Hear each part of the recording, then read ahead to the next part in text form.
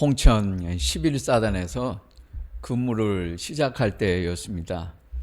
30명 단위로 부대를 편성하면 소대라고 하지 않습니까? 그 소대장이 지휘를 합니다. 육군사관학교 엘리트 출신 소대장도 있고 삼사관학교 출신 소대장도 있습니다. 물론 삼사관학교를 졸업했다고 해서 훌륭한 군인이 되지 말라는 법은 없습니다. 아무튼 삼사관학교를 나온 소대장이 있었습니다. 군인이 지도를 보지 못하면 어떻게 되겠습니까? 작전 중에 그것도 지휘관이 지도를 보지 못하면 그 상상할 수 있겠습니까? 저희 부대는 상륙작전, 공중기동, 헬기에서 떨어지는 거 헬기 이탈, 그리고 대간첩 작전도 했어요. 수색 훈련을 나가면 소대원들이 입이 삐쭉삐쭉 나오고 불만이 많은 거예요. 특공대 훈련장에 가라 그러면 이 소대원들이 고개를 설레설레 저었습니다. 이 소대장이 지도를 못 봐요. 지도 표식을 보고 어디가 능선인지, 어디가 올라가고 내려가야 되는지, 높고 낮은지 도대체가 구별을 못해요. 그 이해를 할 수가 없어요. 아니 그래도 장교로 왔잖아요. 그런데 모르는 거예요. 홍천, 계곡, 강, 또 주변 여기저기를 뱅뱅 소대원들을 끌고 다녀요. 매번 엉뚱한 곳으로 데리고 다니는 거예요. 고지가 저기다 이동해가지고 올라가면 이 산이 아닌가 보네. 내려왔어요. 저기네 올라가 해서 또 올라갔더니 이 산도 아니네. 아까 저 산이 맞네. 예수를 믿지만 제가 속에서 화가 나는 거예요. 화가 치밀어요. 환장하겠네 이거. 여름 장마에 비는 오고 군복이 다 젖었어요. 철모도 무겁고 소총도 귀찮아 죽겠는데 그날도 한밤중이 되도록 계속 끌고 빙빙빙 돌아요. 참다 집어쳐라 그러고 우리가 하겠다 그랬어요. 상병 병장 정도 생활을 하면 특공대 훈련장 가는 건 눈 감고도 그 지역 지리는 다 꿰고 있어요. 갈 수 있어요. 왜냐하면 수십 번은 왔다 갔다 했거든요. 모르면 물어봐야 될 거 아니에요. 곧 죽어도 소대장이라고 안 물어봐. 그래가지고는 다 집어치우라 그러고 병장들이 나서서 바로 찾지요. 목표 지점을 찾아가지고 도착해서 훈련 마치고 소대원들 다 복귀시켜 버렸어요. 이 사람은 전출 당할 때까지 이 일을 계속 반복을 했어요. 그 진급을 잘할 수 있겠어요? 지휘관을 잘못 만나면 병사들이 고생해요. 지도를 볼 줄 모르는 지휘관을 만나면 병사들이 불행해요. 세상을 볼 줄 모르는 지도자를 만나면 국민이 불행해요. 성경을 볼 줄 모르는 목사를 만나면 교인이 불행해요. 잘못된 종교 지도자를 만나면 광신자는 불행해요. 누구를 믿어야 합니까? 누구를 믿을 수 있어요? 밴드 오브 브라더스 영화를 한번 보셨어요? 한번 꼭 보세요. 이건 정말 감명 깊은 그 TV 영화 시리즈입니다. 10편인데 2편씩 나눠져 있어요. 이제 길어요. 그러니까 칼바르트가 인간을 알려면, 그리고 하나님을 잘 알고 싶으면 전쟁에 대해서 많이 읽어라. 그래서 자기가 군의 자원에서 입대도 했습니다. 경험도 했어요. 일리가 있는 말입니다. 제 아내하고 아이들하고도 여러 번 보고 또 봤는데 이라크 참전에서 갔다 온 미군하고도 제가 봤어요. 이 영화를 몇 번씩 봤어요. 기가 막힌 이야기입니다. 말은 쉬워요. 주인공들은 이지 중대원들입니다. 이지 쉽다는 거예요. 그런데 항상 적진 한가운데 떨어뜨려놔. 그게 어때 쉬운 거예요. 지휘관은 딕 윈터스입니다.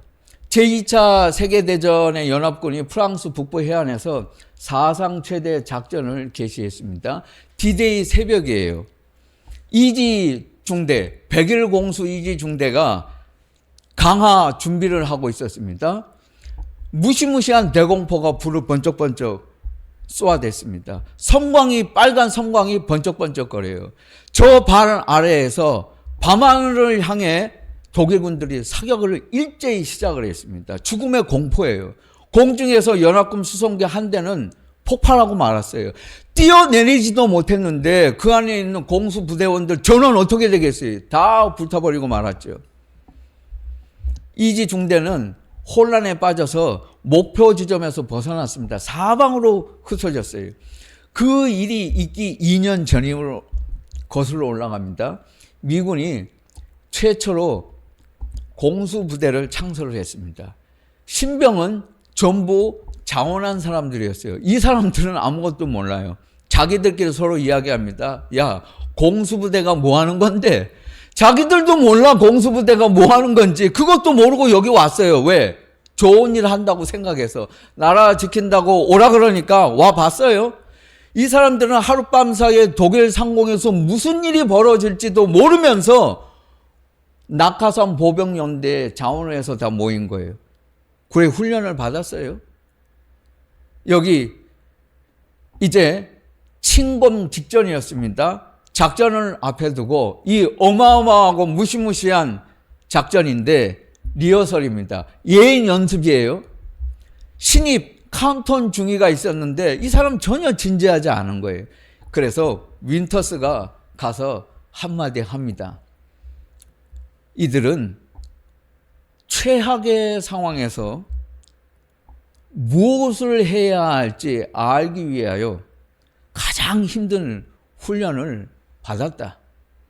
그들이 왜 여기 자원했는지 자네는 이유를 아는가?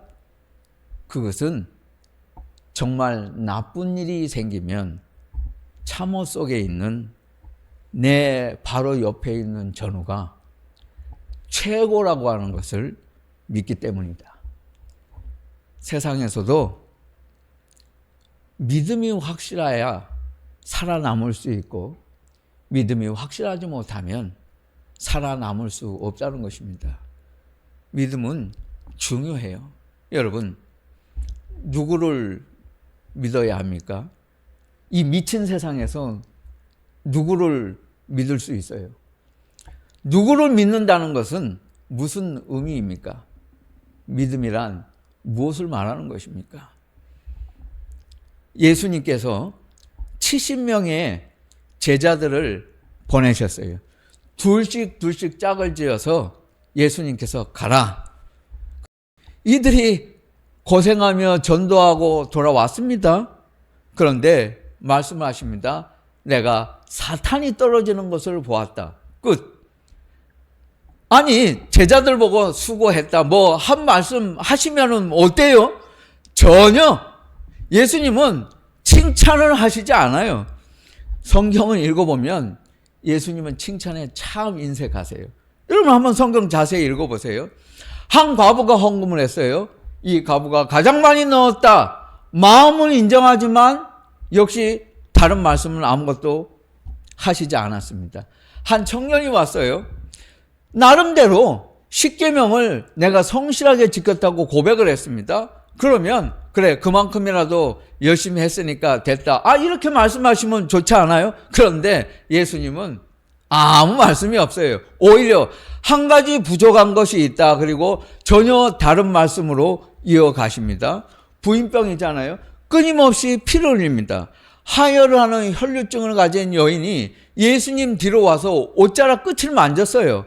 예수님께서 내 믿음이 너를 구원했다. 내 옷을 만진 것은 괜찮다라는 것뿐이었습니다. 그뿐. 다른 말씀은 없어요. 그런데 백부장을 만났습니다. 이스라엘에서 이만한 믿음을 가진 사람을 내가 보지 못했노라. 여기서는 칭찬을 아끼지 않으세요. 극찬하셨어요. 복음서 마태, 마가, 누가, 요한복음을 다 읽어봐도 통틀어서 가나안 여인에게 내 믿음이 크도다 하신 것을 제외하면 거의 유일하게 예수님이 칭찬하신 경우는 이것밖에 없어요. 예수님은 백부장 이 사람만 칭찬했어요. 아니 제자들을 예수님은 칭찬하시지 않아요. 예수님은 조금처럼 칭찬하시지 않아요. 인색하셨어요. 그런데 사실 예수님이 정말 인색하셔서 그랬다는 것이 아니고 예수님은 다른 것은 칭찬하시지 않아요. 이거 딱 하나, 믿음은 칭찬하세요. 예수님은 기도 많이 하는 사람, 금식 많이 하는 사람, 헌금 많이 했다고 칭찬하시지 않아요. 구제를 많이 하고 선행 많이 하고 좋은 일 많이 하고 심지어는 율법, 말씀을 많이 읽었다고도 예수님은 칭찬하신 적이 없어요. 그런데 믿음을 가진 사람은 예수님은 칭찬하세요. 예수님이 칭찬하시는 거 그 딱 한 가지. 예수님의 칭찬을 받을 수 있는 것은 믿음밖에 없어요. 믿음을 가진 사람은 예수님의 칭찬을 받을 수 있다는 거예요. 어떤 믿음을 가지라는 것입니까? 우리는 믿음을 많이 얘기해요. 또 믿는다고 해요. 그런데 구체적이지 못해요. 도대체 뭘 믿는다는 얘기예요. 아니 예수 믿는다 그러면서도 내가 예수를 믿는다? 그게 무슨 말인데 말하라 그러면 말하지 못해요. 너희는 마음에 근심하지 말라. 우리는 이것을 믿어야 합니다. 예수님이 첫성으로 하신 말씀이에요. 마음에 근심하지 말라. 한 판사 부인이 세일하는 매장에 가서 재고 정리한다고 하니까 저렴할 것 같아서 스포츠 재킷 한 벌하고 초록색 넥타이를 하나 샀어요. 남편 주려고. 남편을 주었어요. 이 사람 직업이 판사라 그랬잖아요. 마약 때문에 골치가 아파요. 이 마약 담당 판사예요. 머리가 아파서 쉬고 싶었어요. 그 휴양지에 가서 쉬려고 이제 부인하고 여행을 떠났습니다. 옷을 갈아입으려고 넥타이를 봤는데 넥타이 안쪽에 보니까 조그만 칩 하나가 매듭으로 묶여져 있거든요. 이 사람이 판사잖아요. 수상해서 그 지역에 있는 FBI 수사관에게 보냈어요. 이거 좀 알아보라고. 이 FBI 수사관이 딱 보고는 이거 아무래도 마약 사범이 두목이 당신 판사 도청하려고 설치한 것 같다고. 그래서 워싱턴에 있는 FBI 본부에 보냈어요. 그 워싱턴에 있는 FBI 본부에서 보고 이거 아마 러시아하고 관련이 있는 것 같아. 다시 버지니아에 있는 CIA 본부로 보냈어요. 그 CIA 국장이 받았어요. 2주 후에 판사가 궁금해서 감식 결과가 어떻게 됐습니까? 하고 CIA 국장에게 전화했어요. CIA 국장이 전화 받았어요. 이 사람이 대답을 해줬어요. 이것을 누가 설치했는지는 아무리 조사해도 알아내지 못했습니다. 그런데 한 가지는 알았습니다. 그 칩을 손으로 만지니까 징글벨 징글벨하고 음악은 나와요. 이거 가지고 FBI 보내고 FBI 본부에 보내고 버지니아 CIA 본부에 보내고 국장이 러시아 짓 아니야? 지금까지 이거다고 앉아 있었어요. 여러분이 세상에서 걱정하는 일은 다 이래요. 이거 웃을 일이 아니에요. 지금은 죽을 것 같죠. 10년 뒤에도 여러분이 오늘 걱정하는 일들 때문에 잠 못 잘 것 같아요. 아니, 천만의 말씀. 그렇지 않아요. 그거 기스나 명품 핸드백? 지금은 그것 때문에 아깝고 죽겠지, 억울하겠지. 어느 놈이 그래 긁었어. 20년 뒤에도 그럴 것 같아요. 다 쓸데없는 걱정하지 마세요. 여러분이 직장에서 내 동료하고 의견이 좀 대립했다고 해서, 내가 보기 싫은 사람이 있다고 해서, 내가 좀 오늘 마음 상했다고 해서, 내가 말 한마디 섭섭한 거 들었다고 해서 그것 때문에 내가 지금부터 30년 후에도 그거 생각하면서 그게 중요한 문제다. 그럴 것 같아요? 그렇지 않아요. 예수님 말씀하세요. 너희는 마음에 근심도 하지 말라. 이후에는 알리라. 그건 다 너희가 애시당초 처음부터 걱정할 일이 아니었어요. 그것도 모르고 지금 걱정하고 있잖아요. 다 그런 일이라니까요. 마음에 근심하지 말라. 이 말씀을 믿어야 합니다. 나를 믿으라. 세상에서 이보다 더 좋은 말씀이 어디 있어요? 나를 믿으라. 의사들을 만나면 세상에서 이 사람들처럼 참 딱하게 보일 때가 없어요.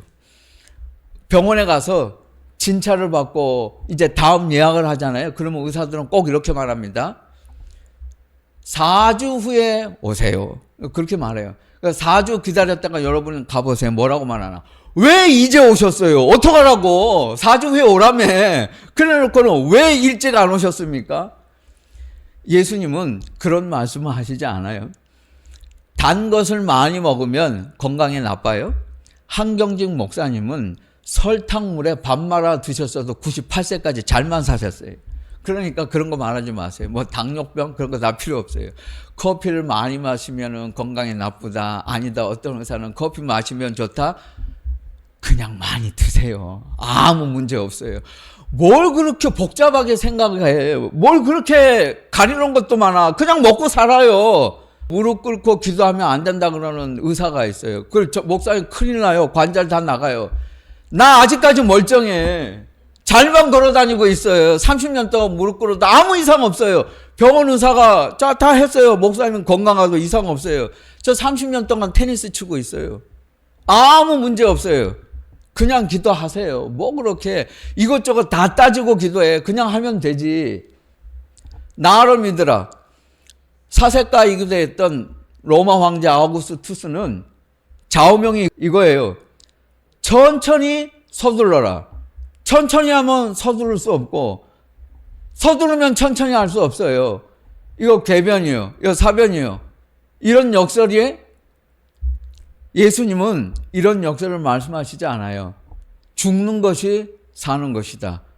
그리스도 안에서 죽으면 살아요. 그건 참말이에요. 예수님은 말이 되는 소리만 하세요. 내 아버지 집에 거할 곳이 많도다. 내가 너희를 위하여 거처를 예비하러 가노니 나 있는 곳에 너희도 있게 하리라.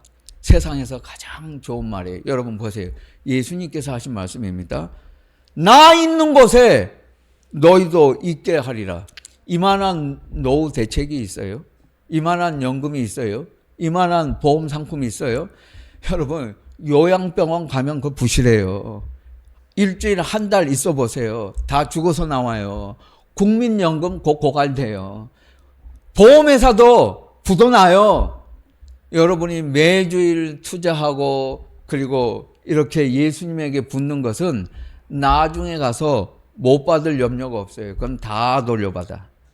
이건 사후 대책이에요. 확실해요. 여러분 왜 세상에서 이렇게 경쟁하면서 죽기 살기로 살아야 할 이유가 어디 있습니까? 사후 대책을 가지고 살면 아무 문제가 없어요. 내가 길이요 진리요 생명이다. 예수님은 내가 너희에게 길과 진리와 생명을 보여주겠다고 하신 적이 없어요. 그분이 길이고 진리고 생명이기 때문에 그래요. 사도 바울 이후에 최고의 선교사라는 분이 스탠리 존스입니다. 이분은 인도에서 20년 평생을 선교하셨고 한평생 순수한 복음을 전하셨어요.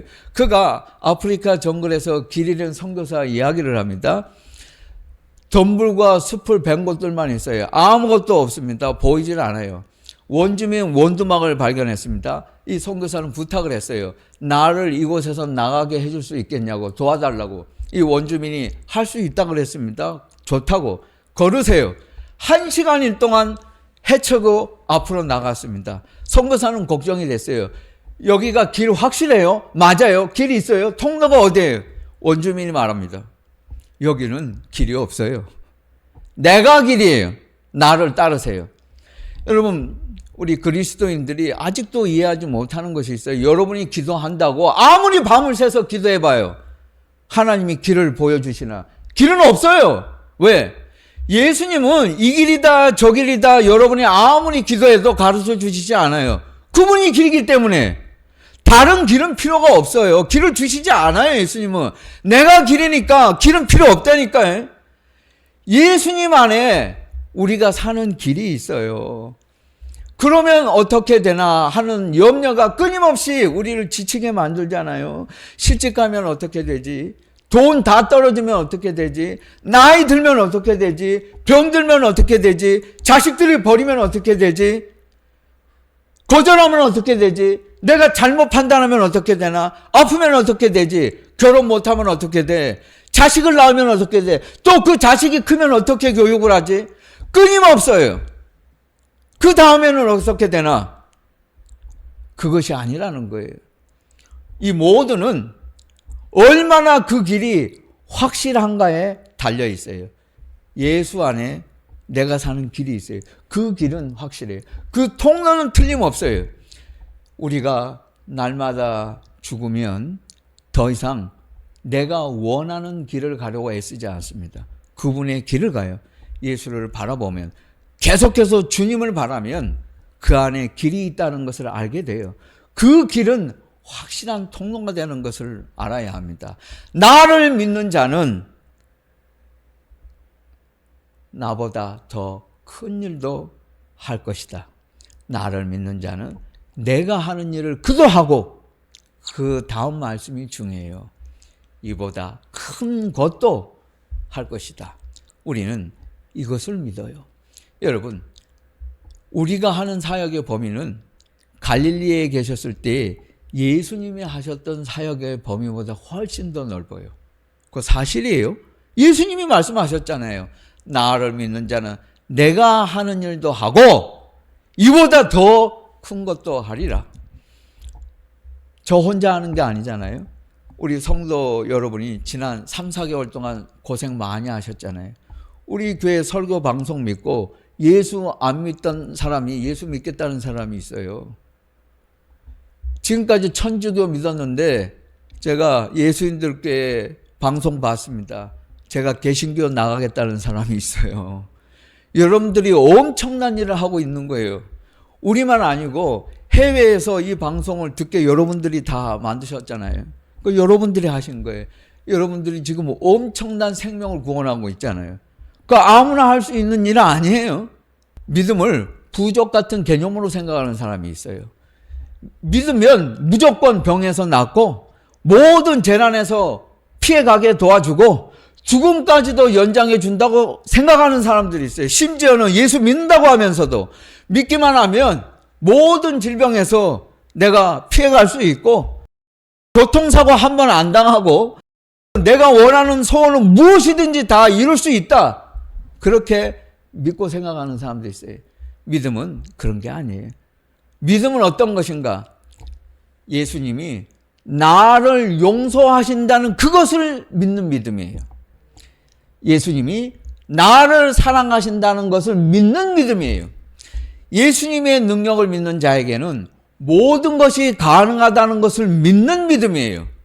내 능력이 아니고 내가 하는 것이 아니고 예수님의 능력을 믿기 때문에 그분의 능력이 나타나는 것뿐이지 내 능력이 나타나는 것은 아니에요. 예수님이 이루시고 그리고 나의 의도나 내 경건으로 이루는 것은 아니라고 하는 것을 믿는 믿음을 말하는 것이요. 우리는 그것을 믿어요. 예수님이 다 성취하시는 것을 믿어요. 예수님이 나와 함께 하신다는 것을 믿는 믿음을 우리는 믿는 것이에요. 이것을 주님은 말씀하고 있어요. 보스와 예수님의 차이를 아세요? 보스는 두려움을 줘요. 예수님은 확신을 주세요. 보스는 반감을 일으키지만 예수님은 열정을 일으켜주세요. 보스는 불만을 달래주지만 예수님은 실수를 해결해 주세요. 보스는 나라고 하지만 예수님은 우리라고 하십니다. 보스는 권위를 부리지만 예수님은 합력을 하세요. 보스는 명령하지만 예수님은 보여주세요. 보스는 음흉하게 뒤에서 조종하지만 예수님은 앞에서 양을 위하여 목숨을 걸고 인도하세요. 보스는 건달처럼 행동하지만 예수님은 신사적으로 하세요. 예수님은 항상 우리와 함께 하십니다. 내가 보지 못한다고 해서 예수님이 계시지 않는 것은 아니에요. 내가 알지 못한다고 해서 예수님께서 더 이상 내 곁에 계시지 않는 것은 아닙니다. 내가 알지 못한다고 해서 보지 못한다고 해서 예수님이 내 곁에서 나를 위해 일하고 계시는 것을 중단하신 것이 아니라고 하는 사실을 기억해야 합니다. 내가 느끼지 못할 뿐, 내가 알지 못할 뿐, 내가 보지 못할 뿐, 예수님은 항상 나를 위해서 쉬지 않고 일하고 계신다고 하는 그 사실을 믿는 믿음을 예수님은 말씀하고 계세요. 나를 믿으라. 나 있는 곳에 너희도 있게 하리라. 우리는 세상에서 이보다 더 좋은 말을 들을 수 없고 또 믿을 수 없고, 이 분을 말씀해 주신 분은 주님이시라고 하는 사실이 있다는 것, 이것은 엄청난 진리라고 하는 것을 알아야 합니다. 예수님은 우리가 풍랑을 만날 때에도 고해안 중에도 그 속에서 말씀하세요. 예전에 우리는 예수님이 필요했습니다. 그러나 이 미친 세상에서 우리는 주님이 더 필요합니다. 믿음으로 하지 않는 모든 것이 죄라기보다는 예수님을 믿는 믿음으로 하지 않는 모든 것이 죄입니다. 나를 믿으라. 그리고 나를 따르라. 그리스도인은 세상이 무너질 것만 같아도 가볍지 않아요. 진중합니다. 호들갑 떨지 않아요. 조연합니다. 우리는 더 이상 우리 길을 가지 않습니다. 주님의 길을 가기 때문에 그리스도인은 결코 초조하지 않습니다. 우리는 이 세상 위에서 항상 처연한 자세로 살아가야 할 것입니다.